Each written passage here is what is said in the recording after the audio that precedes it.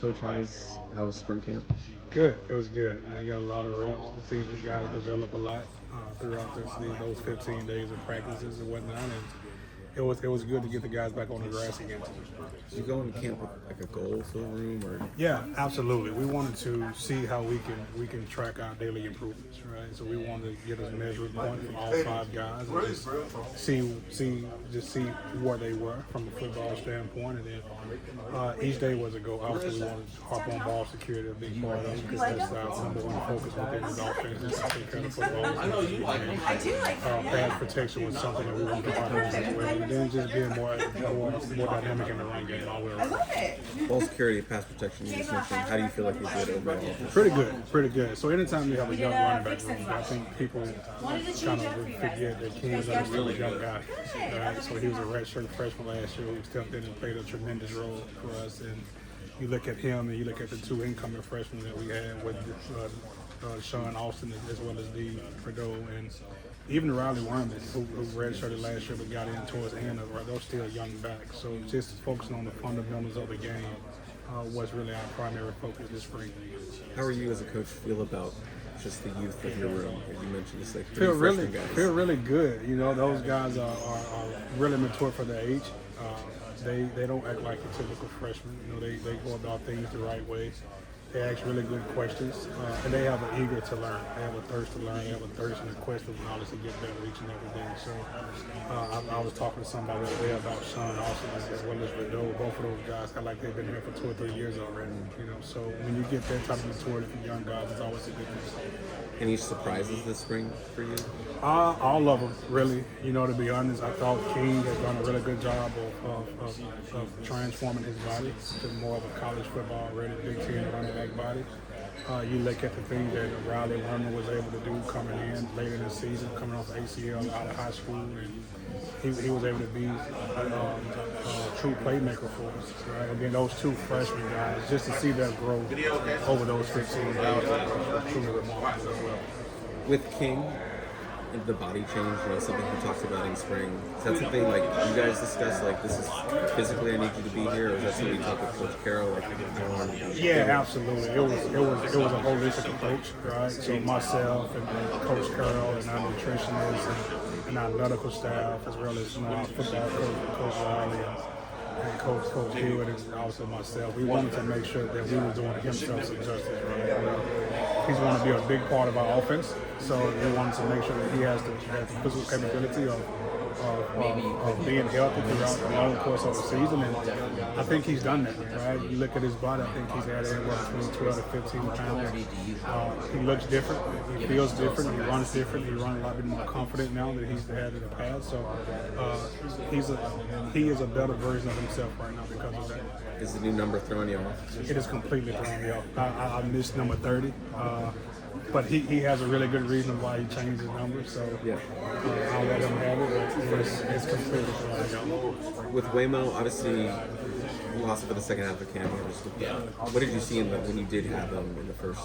He's Wayman Jordan, man. He's explosive, he's a good kid. The thing I love about Wayman is just the leadership role that he has taken upon himself now, right? So he's been here about 13, 14 months now. So he's still fairly new to the program. I think a lot of people lose track of that as well. But just his leadership capabilities, how he goes, how he interacts with not only the running backs, but just everybody in the football organization is just truly remarkable. So on the football field, to me, he hasn't lost a step. You know, he's still dynamic. He's still really good at short field area burst guy. He didn't do much contact, but he's able to improve on where he left off last year. What were the challenges? What were the challenges of evaluating that group with someone like Waymo who was out for a certain period, and then some of the other guys kind of missed a little bit of time? Yeah, I don't think it was a challenge. I think it was more of an opportunity, to be honest, right? So when you have Wayman out for some part of spring, you get a chance to see those younger guys really perform, right? So you purposely put those guys in stressful situations to see how they will react to it, and I think those 3 really young guys, Riley, Deshaun, as well as Sean, have done a really good job of stepping into key roles, right? So we were able to put those guys in certain situations, whether it be a lot of third down situations, whether it be short yardage situations or goal line situations, just to kind of see how much they can handle on their plate right now. And that gives us a really good measuring stick heading into the fall. I know the fans are really excited, true freshmen running backs. But what excites you about Riley? Yeah, so I've been knowing Riley for a long time, and he's a young man that I recruited for many, many years, and I love his personality. Riley loves football, right? And some people like football, some people love football. Riley really, really loves football, and he is by far one of the hardest working guys, not only the running back, but on the team in general. He doesn't get tired. He really doesn't get tired. So I expect him to be a dynamic playmaker all the way around. I expect for him to really, really help us out on the special team aspect of the game as well. Whether it's being a kick returner or a punt returner, whether it's helping out on a kickoff coverage team or a punt block team. I think he's just a really good solid football player. And he's taking his game, he's taking his mental knowledge to the next level to do whatever he has to do to help us win football games. I don't think it's any secret that King and Waymo are your two top guys. Do you have any clarity on that number 3 spot? No, I think all of them really good. I knew you was going to ask me that question. I think all of them really good. I can tell you this. I think all 5 guys will have a role within his offense. All 5 guys will have a purpose. We have to be strategic on how we utilize each one. Each one of them have different strengths. They are. I will have a couple of sleepless nights trying to figure that number 3 role out. To be honest, because all of them can play. Like I would not hesitate to put any of those guys in the game right now. If the game starts tomorrow, I could sleep at night knowing that all 5 of those guys are really prepared to go help us win football games. Coach, I would assume you sleep fine knowing you have King and Waymo as your. Well, a little bit. I do. There's 2 really good running backs, but just the entire room, to be honest. Right? Those guys really feed off each other. All those guys love each other, they support each other, they encourage each other. That's what's so exciting about this group of young men. And they understand what the big picture is. And the big picture for us is just to ultimately win. Right? We don't care about stats or none of those guys have a selfish bone in their body. So that when you have a room like that, it's really easy to go to work every day. Do you feel like you have a power back in that room? You're not the tallest guys in there, but do you feel like you have some? Yeah, I do. I mean, you look at King, we talked about him adding weight now. I think he has the capability of being a power back. I tell you, Sean Austin, if a lot of people go back and watch his high school film, they can see that him being a quote-unquote thumper. And the thing that I was probably most impressed with him about his spring is that he showed it at the collegiate level. Right? So he showed the physicality that's needed to be a Big Ten running back so early on in his college career. And I'm excited about it. And then Deshaun Rideau, he's no small guy either, right? So I think he's at up to 205. I think he can get to 210, 212 easily by this summer. Although he's a jitterbug, he's a playmaker by all stretch of the imagination. He's not afraid to go get the tough yard as well. With Sean and Deshaun, where did they compare week 1 in spring to where they ended? Yeah, absolutely. When you look at that comparison, I think they have really did a good job of improving their stock when it comes to that. So I don't know on the measuring stick, but they did grow leaps and bounds on a 100-yard stick. You know, it's kind of hard to tell, but those guys have, right? And they've always improved different facets of their game, right? Whether it's pass blocking, whether it's blitz recognition, whether it's like we talked about ball security, whether it's running behind you pass, running good pass leverage. It's something that those guys have improved on daily, which I was extremely excited about. What are some of the traits that you saw in them in high school, both Deshaun and Sean? What did you see in them in high school that kind of intrigued you and said, those are my guys? Yeah. And how did they kind of translate that to spring and shock you? Well, absolutely. Well, number one, when you turn on a high school tape, you want to see who jumps out on film. And as I was watching those guys, they both did some things across the field. It's like, okay, these guys can really play at a high level, right? Whether it's traditionally being a running back or catching the ball out the backfield or playing special teams, all 3 of those things really stood out to me as well. But then when you get them on the phone and you meet them for who they are, and you get a chance to meet their mom, their dad, their family as a whole, that to me, that was the icebreaker, right? That was the thing that really took me over the top, is because, yeah, they're a good football players, but they're even better young men that come from even better family members. Right? So when you do that, I think it was a perfect recipe for us trying to recruit them to come here to USC and just sell our vision for them and sell our plan for them. And obviously, you've seen this spring what I've seen on film. I see both of those guys being dynamic players for us. Just like they were for their respective high school teams, and I think it won't stop here. I think they've got a chance to play this game for a long time. Same thing with Riley. I mean, he was coming back from an injury last season and didn't really play a lot. How have you kind of seen him adjust to the game and getting out there and kind of coming back from that injury? Well, he had to do a really good job of rehab and training, so I think our medical team has done a tremendous job with him, just like the rest of our guys, of getting him back to where he feels like he's most comfortable. If you go back and watch his highlight film, he was a human highlight. Right? He was a threat to score every time he touched the ball. He was playing in a really tough league in the state of Texas and really good high school football program.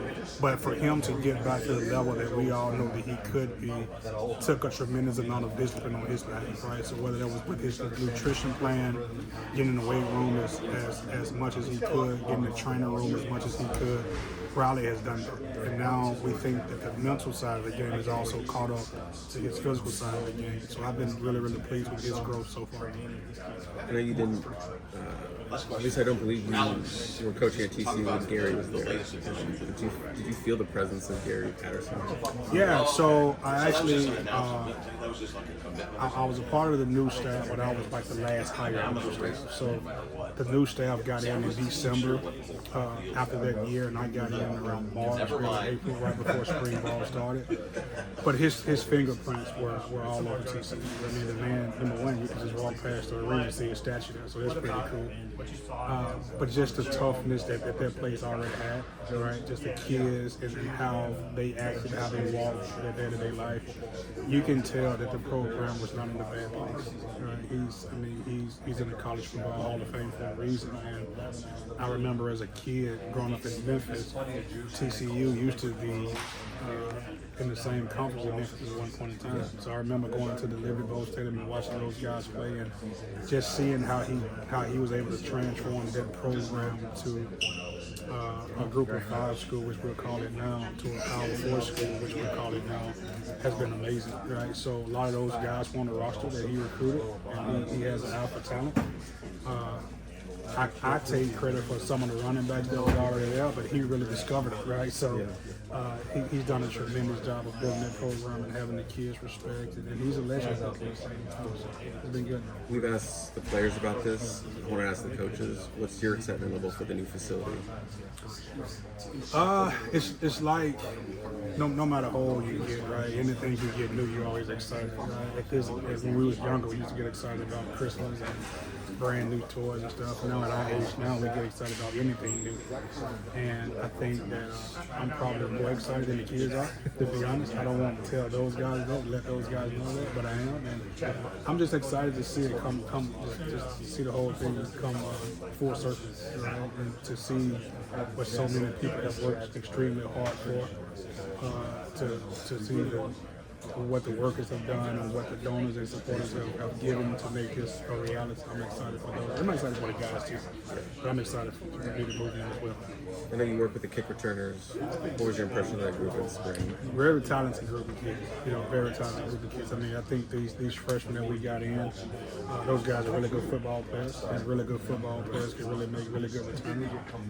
So I know we mentioned Riley, we mentioned Deshaun Rideau, Sean Austin can have a role. You still have Wayman and King, who also went back there and saw him this past season as well, right? But you have some defensive guys that can do it as well. So it'll be a heated competition as we enter fall camp this summer. Do you like seeing your starter running backs at the kick returners? I've always believed that the best players play special teams, but I also believe that we have 2, 3, 4, 5 really good running backs. So however Coach Eckler and Coach Bodie and Coach Riley want to use those guys, I'm totally fine with that as long as it helps us win football games.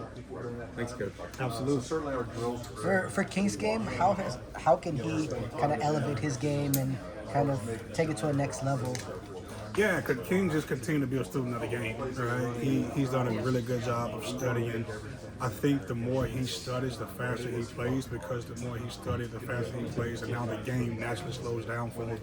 I think him transforming his body has really helped as well.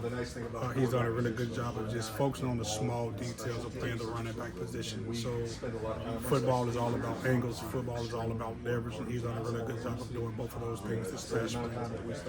No blocky, no Rocky is kind of a quote that Travis Dye gave us a few years ago. What's kind of your philosophy on blocking running backs? Yeah, absolutely. You have to be the ultimate team guy. Right? Your job is to be the protector. You have to protect the ball. You have to protect the quarterback. You have to protect your teammates. And you do that in a couple of different ways, right? And number one, you've got to block for sure. You have to be a great player without the ball in your hands before you can be a great player with the ball in your hands. And I think that's being the ultimate team. You got 5 guys in that room that shows that on a daily basis. What's the biggest quality that you look for in recruits? Is there one thing that stands out over That's others? a good question. I look for a lot of things. One of the biggest things is really speed. Right? Can you run? Can you run away from your defenders? Can you run away? Can you separate at the high school level? Because we understand that this is a different level, right? Playing the Big Ten is probably arguably one of the best conferences in all of college football. And we're playing against very good coaches, and we're playing against really, really good athletes that can run. So if you can run in high school, that's a plus. Right? I look for physicality. I look for guys if they're looking to run out of bounds, if they're looking for contact.